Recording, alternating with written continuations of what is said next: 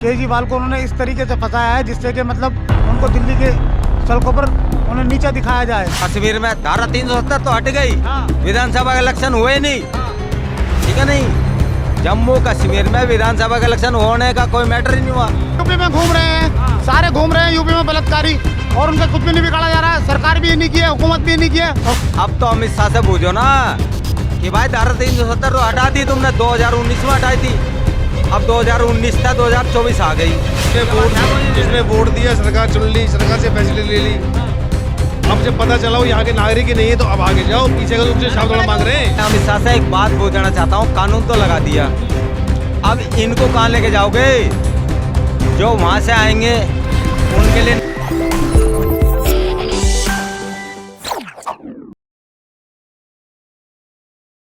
नमस्कार, मैं हूं प्रमोद सम्राट और आप देख रहे हैं द कंटाप। दोस्तों, आज हम दिल्ली के चांदनी चौक पर मौजूद हैं और हम वार्तालाप करेंगे जनता से कि जनता के इस बार मूड में क्या है, कि जनता किसको चाहती है। क्योंकि हालांकि दिल्ली के मुख्यमंत्री केजरीवाल भी इस समय अरेस्ट हो चुके हैं और ईडी के कस्टडी में है 21 तारीख से 28 तारीख तक। क्योंकि दिल्ली की जनता के भी क्या वो हैं विचार, वो भी जानेंगे, और ऑल ओवर इंडिया में सरकार किसकी बनने वाली वो भी जानेंगे। सर, क्या लग रहा है 2024 का चुनाव नज़दीक है?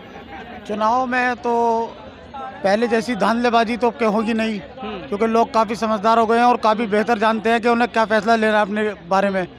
क्योंकि पिछली सरकार के बारे में कहा जाए तो उन्होंने बहुत झूठे वादे किए और सबको धोखा दिया, सबको आंख बंद कर धोखा दिया, और सब उसी चक्कर में उनके पीछे चलते चले गए।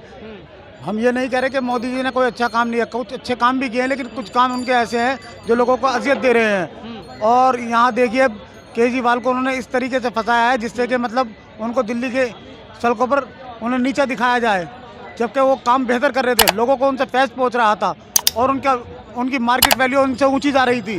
वो सारे हिंदुस्तान में आहिस्ता आहिस्ता अपना सिक्का जमा रहे थे और पकड़ मजबूत हो रही थी। क्यों? क्योंकि वो एक ईमानदारी से चल रहे थे, और जो इनके सामने ईमानदारी से चल रहा है उसको ये दबाना चाहते हैं। और बीजेपी के द्वारा जो विपक्ष का नेता है, चाहे केजरीवाल जी हो, चाहे झारखंड के हेमंत सोरेन हो, चाहे मनीष सिसोदिया हो, इन ऐसे लोगों पर ही कार्रवाई क्यों की जा रही है बीजेपी? वो समझते हैं कि मतलब जो इनके बड़े नेता हैं उन्हें अगर जो हमने कंट्रोल में कर लिया तो छोटे तो अपना काबू में आ जाएंगे, और जनता दहशत में है। क्योंकि इनके रूल्स ऐसे बना दिए इन्होंने कि जो भी कुछ इनके खिलाफ हल्का सा भी बोलता है उसे सीधा जेल के अंदर डालते हैं। या यूपी में देख लीजिए, बुलडोजर चलवा देते हैं, सबको तकलीफ देते हैं। बुलडोजर क्यों चलाता है? क्या गुंडागर्दी करता है जब तो बुलडोजर चलाता है। अवैध वाला जमीन घेर लेता है, किसी को अपहरण किडनैप कर लेता है, किसी से हफ्ता वसूली चालू कर देता है, किसी का रेप कर देता है, किसी को लूट पटंग छीन झपट दंगा फसाद कर देता है। क्यों? हम गलत है तो कहाँ को छू रहा है? अरे भाई, जब ये गलत करता तभी तो बंदा को हाथ लगता है। जब बंदा गलती नहीं करेगा क्यों हाथ लगाएगा? किसी को इज्जत नहीं समझता है, इसीलिए कनपट्टा में गोली मारता है। मैं तो कहता, जब भी अगर किसी महिलाओं के साथ जब भी घटिया बनी हो, बिना परमिशन के ठोकी दो, ना ले बांस ना बजे बोसली। पूरे यूपी में घूम रहे हैं, सारे घूम रहे हैं यूपी में बलात्कारी, और उनका कुछ भी नहीं बिगाड़ा जा रहा है। सरकार भी नहीं की है, हुकूमत भी नहीं की है, और कुछ भी उनका कोई अरेस्ट नहीं हो रहा है। और कहाँ का घूम रहे हैं, कहाँ का घूम रहे हैं, कौन को क्यों, कोई नाम कराइए जरा। अभी पीछे एक महिला का बलात्कार हुआ था, उसका अभी अरेस्ट ही नहीं हुआ। और ये जो कह रहे गुंडागर्दी, ठीक है, गुंडागर्दी खत्म होनी चाहिए, और हो भी है, होनी भी चाहिए। जो गलत काम कर रहा हो तो जमीन बिल्कुल हटा दीजिए, लेकिन काम ऐसे तो कीजिए कि लोगों को फायदा पहुंचो। अच्छा, बुलडोजर का नाम लिया अभी आपने, बुलडोजर ऐसे का कहाँ चला जहाँ पर जो व्यक्ति निर्दोष व्यक्ति को बुलडोजर का कहाँ चला? कानपुर में चला, देखिए कहाँ पर चला, क्यों चला, किस लिए कारण चला? वो बोलते हैं कि अवैध है, और अवैध में क्या हिंदू, उसमें हिंदू और या मुसलमान की बात नहीं कर रहे, उसमें हिंदुओं के पास ऊपर भी चलाया गया, मुस्लिम के ऊपर सबका ऊपर चलाया गया। जो गलत करे उसको चला रहे हैं, अब तो नहीं चला रहे हैं ना। नहीं, इसमें गलत और सही की बात नहीं हो रही है। गलत तो उनके साथ हो रहा है, अब से पहले भी क्यों नहीं हो रहा था? हाँ, तो आपको लग रहा है जैसे आप बता रहे हैं कि गलत हो रहा है तो बुलडोजर चलेगा, तो केंद्र में सरकार किसकी बनने वाली है, कांग्रेस या बीजेपी? देखो जी, केंद्र में सरकार तो ये तो ऊपर वाला बेहतर जानता है किसकी बनेगी। नहीं, ऊपर वाले वोटर जानेगा, ऊपर वाला नहीं, वोटर जानेगा। आप वोटर है ना, आप वोटर हैं। सरकार तो मोदी जी की बनेगी, मोदी जी की बनेगी, मोदी जी की बनेगी, और मोदी जी की बननी चाहिए, क्योंकि काम ये सही कर रहे हैं। बेचारे राहुल गांधी जी हमारे मणिपुर से मुंबई तक भारत जोड़ो यात्रा कर रहे हैं। तुम्हें देखना, वो फ्रांस जाके बैठेंगे, वो इटली चले जाएंगे अपनी माँ के साथ। इटली जाएंगे? हाँ। अच्छा, नहीं जाएंगे तो भेज देंगे। आप एक मुस्लिम पक्ष है, ठीक है, और टोटल मुस्लिम पूरे भारत का उनके साथ में, और आप कह रहे हैं इटली चले जाएंगे? वो जीत तो पाएंगे नहीं वो, जीत नहीं पाएंगे, वो तो सिर्फ दिखावा चल रहा है। अब से पहले भी उनका सैलाब आया है, लेकिन उनका जब वोट डलने का नंबर आता है तो उनके साथ धांधलीबाजी होती है। क्यों बैलेट पेपर पे क्यों नहीं करने चाह रहे? क्या डर है? जब आप ईमानदार है तो फिर बैलेट पेपर से कीजिए ना।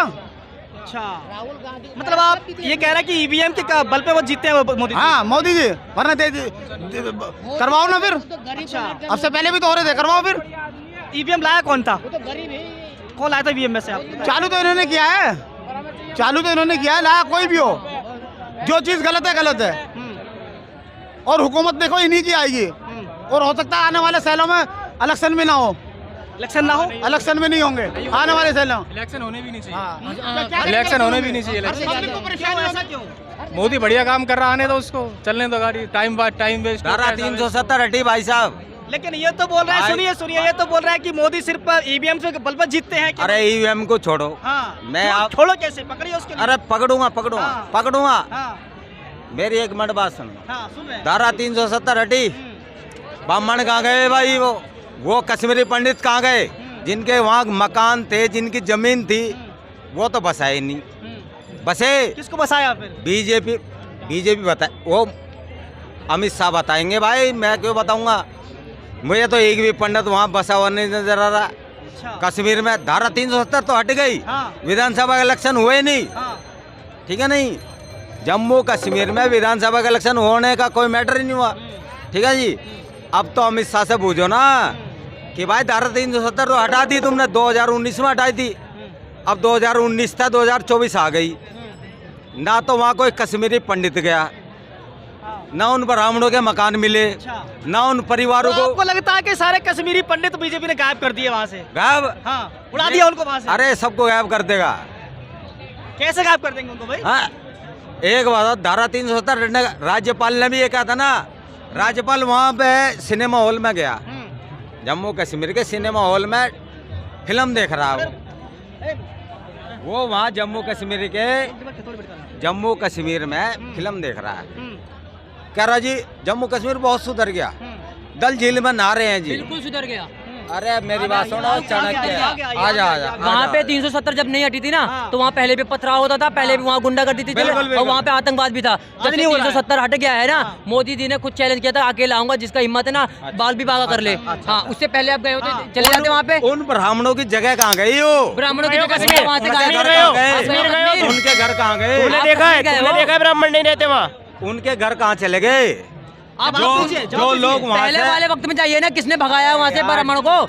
मारपीट के किसने भगाया है? आप बताइए, किसने भगाया है? किसने भगाया है? आप भी जानते हो, मैं भी जानता हूँ। मैं तो ये रिपोर्टर में तो आप भी जानते हो किसने भगाया वहाँ से। मेरी बात सुन बेटे, मैं तो सिर्फ एक बात पूछना चाहता हूँ, धारा 370 हटी, किसने हटाई भाई? किसको वही बताओ? मोदी जी ने फायदा हटाई। किसको हुआ? फायदा किसको हुआ? ये बताओ। फायदा मैं बताता हूँ किसको फायदा हुआ। किसी को नहीं होने का। मेरे जैसे युवा को हुआ है, मेरे पूरे इंडिया को हुआ है। फायदा मोदी जी को फायदा हुआ, मोदी जी को। मोदी जी को हुआ है, क्योंकि काम किया उन्होंने।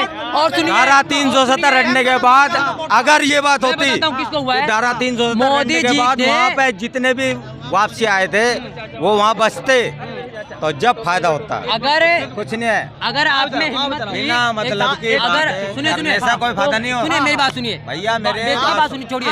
जब अगर कांग्रेस कांग्रेस सरकार थी ना, खड़ा। अगर उसके बस में होती 370 हटवा के अपना झंडा लगवा देता, क्यों दूसरा झंडा लगा हुआ है वहाँ पर?